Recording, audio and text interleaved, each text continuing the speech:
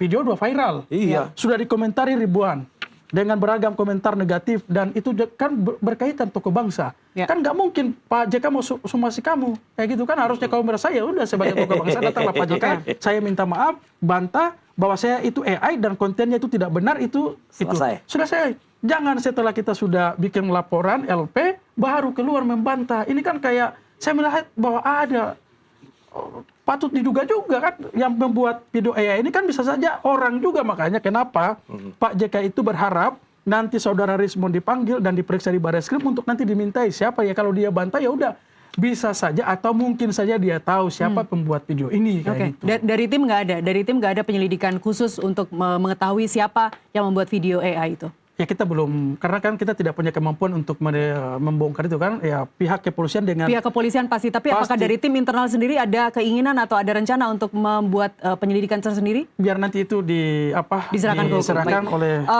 Boleh Pak Jamada ditanggapin sedikit Pak, singkat saja Pak, sebelum kita menutup dialog ini. Pak Jamada, apakah Mas? Yang terakhir itu ya, oke. Jadi gini, masih. Oke, jadi... Menurut saya tadi masalah waktu dari laporannya Bang Ajis lah ya, Barreskrim itu tentang Rismond dan YouTuber itu, menurut keahlian mereka 2 hari juga bisa ketahuan itu. Ini udah hampir 1 bulan. 2 hari bisa. Rismond bisa sendiri itu. Rismond udah tahu jawabannya. Gue tahu jawabannya. Karena video itu di depan saya dibuat waktu on the way ke Solo. Saya edit benar. Saya jangan macam-macam, saya bilang gitu kan. Udah mau RJ kita lo menghadap lo ke Solo. Jadi tidak ada. Jadi sebenarnya menurut saya terlalu lama. Jadi kami sebenarnya, aku ini pendamai orangnya. Saya kan restoratif justice ini kan itu otak saya dan Rismond gitu loh. Benar-benar saya kan mediator. Tapi menurut saya jangan dia malah main juga. Memang kalau terbukti Rismond kami bertanggung jawab. Dan kalau tidak terbukti, what should you do? Apa yang Anda lakukan? Nama klien saya sudah disebut ribuan kali. Begitu loh. Baik Pak Jamada, terima kasih. Klarifikasi cukup rasanya Bung Aziz ya? Cukup. Ya, artinya kenapa saudara Rismond itu dilapor kan begini nih. Ini yang AI ini bisa saja ya. Mungkin foto AI. Ya, nih. Tapi apakah suara AI? Kan gitu. Makanya biarkan nanti ahli forensik yang bisa nanti meneliti itu. Iya kan? Karena begini. Kok tiba-tiba bisa saja nama Pak JK yang muncul, lalu kemudian ada pernyataan Rismond di podcastnya Andi Aswan itu, gitu kan? Sehingga ya sudahlah nanti ini biar Barreskrim Polri yang bisa meneliti dan mengungkap gitu. Video utuhnya seperti apa, faktanya bagaimana, siapa pemilik YouTube itu, akun itu, dan penguasa akun Facebook yang 1922 Madiun itu, supaya dicari tahu intelektual leadernya siapa, pemilik YouTube-nya siapa, tujuannya untuk apa. Karena antara Pak JK dan Pak Jokowi tidak ada masalah. Mereka sahabat. Kayak gitu. Baik. Kita kembali ke judul atau tema dialog kita, setiap stop kasus ijazah tanpa RJ. Saya sekaligus menutup Pak Rifai. Ada narasi yang mengatakan ketika ini nanti terjadi, beneran ini kasus ijazah ini di stop tanpa RJ, tanpa ada permintaan maaf dari Dr. Tifa dan Mas Roy, pasti habis ini tidak akan pernah minta maaf ke Pak Jokowi. Ada narasi yang mengatakan bahwa ini akan menguntungkan klien Anda, akan menguntungkan Pak Jokowi. Karena kemudian tidak ada orang yang salah, tidak ada orang yang benar di sini, dan kasusnya berhenti sampai di sini. Tidak ada lagi pembuktian ijazah itu apakah palsu atau benar. Statement Anda? Enggak juga ya. Jadi kalau dari Pak Jokowi sih, karena dengan mempertimbangkan masalah ini kan sudah cukup lama ya, 4 tahunan, 3-4 tahun. Di sisi lain juga kenyataannya beliau sudah cukup lelah. Gugatan berkali-kali diajukan. Ini bahkan mau diajukan lagi nih. Sudah selesai yang CLS Solo. Diserang tapi ada serangan di MK selesai, masuk lagi baru lagi katanya di mana PN Selatan para Jenderal Purnawirawan ada lagi baru lagi. Jadi mau sampai kapan beliau akan terus diganggu, digugat-gugat. LP-nya juga satu di Barreskrim sudah henti, tapi yang di Jogja belum selesai. Sehingga bagi Pak Jokowi dengan berat hati memang ini perlu mendorong penyelesaian secara hukum. Ya. Tidak ada niat mau menjarakan A, menjarakan B. Bukan beliau. Dan mohon maaf, Pak Jokowi juga tidak pernah melihat Pak Roy sebagai lawannya. Betul, saya tahu betul. Enggak. Beliau hanya lebih kepada gitu. Ada kepastian ingin tuntas. Dengan dibawa ke persidangan, ada keputusan akhir ya. maka nanti jelas apakah ijazah ini memang asli atau sebaliknya. Dan semua memiliki konsekuensi. Ya, kalau asli berarti clear, kalau tidak asli Pak Jokowi juga harus menanggung resiko itu kan begitu. Agar tuntas, karena di negara hukum seperti ini ya cara hukum, cara apa lagi? Ya. Sekedar menunjukkan ya nggak selesai juga gitu ya. Nah, ini satu cara yang diambil dan mudah-mudahan dengan ini diambil nama beliau bisa dipulihkan. Termasuk pihak-pihak yang selama ini terseret. UGM, kampusnya beliau juga loh. KPU, Kemendikti, yang semua sudah terseret seolah-olah kan dalam pemikiran teman-teman ini ada rekayasa besar kayak film Hollywood gitu ya. Ternyata kan setelah didalami satu persatu enggak tuh gitu ya. Nah, tapi biar diselesaikan. Kedua juga satu lagi. Bisa saja loh isu ini kalau nggak diselesaikan sekarang, soalnya dengan konsep menghilang begitu saja tadi kan. Ya. Jalan tengah bukan menghilang. 5 tahun lagi muncul lagi kelompok politik lainnya nggak suka dengan Pak Jokowi atau Pak Gibran, mau mainkan lagi. Kita aja udah bosan gitu ya. Muncul lagi 5 tahun lagi, ini kok kayak nggak ada isu-isu yang lebih menarik. Event itu isu politik ya. Jadi kembali lagi ini pesan ini bukan hanya untuk kelompok Pak Roy, tapi juga buat Pak Jokowi dan semua masyarakatnya agar terang benderang ya apakah ini asli atau tidak asli, kan masyarakat juga perlu kebenarannya. Nah, dan di sidang pun menurut saya ini sangat objektif ya. Semua versi mengajukan saksi ahli digelar secara terbuka dan ada hakim yang akan mengambil keputusan dan itu pun bertahap bertingkat ya. Nah, mengenai apa-apa dan karena itu saya terima kasih juga kalau di pihak Pak JK juga mendukung itu, artinya biar ada kepastian gitu ya. Karena kita juga sudah gaduh, Pak Jokowi juga sudah merasa gaduh. Nah, mengenai perbuatan sesuai topik, bagaimana kalau berhenti ya? Itu justru tidak produktif dan sampai hari ini mohon maaf. Justru tidak produktif menurut Anda? Sampai hari ini juga saya belum melihat ada alasan hukum yang kuat untuk bisa menghentikan tanpa ada dasar. Tapi ini akan menjadi diskursus yang segar bahwa dari KUHP lama ke KUHP baru orang kemudian menafsirkan dengan isi kepala masing-masing dan keluarkan masing-masing. Mas Roy, jika akhirnya kasus ini di stop tanpa RJ, karena Anda berapa kali bilang tidak mau minta maaf, tidak akan berdamai. Ngapain minta maaf? Apa langkah berikutnya? Anda mau mengajukan ini sebagai kasus perdata baru atau? Mau disidangkan, kalau topik sidangannya itu adalah membuktikan adanya fitnah dan pencemaran baik, itu tidak akan membuktikan ijazah ini asli atau enggak, tetap palsu.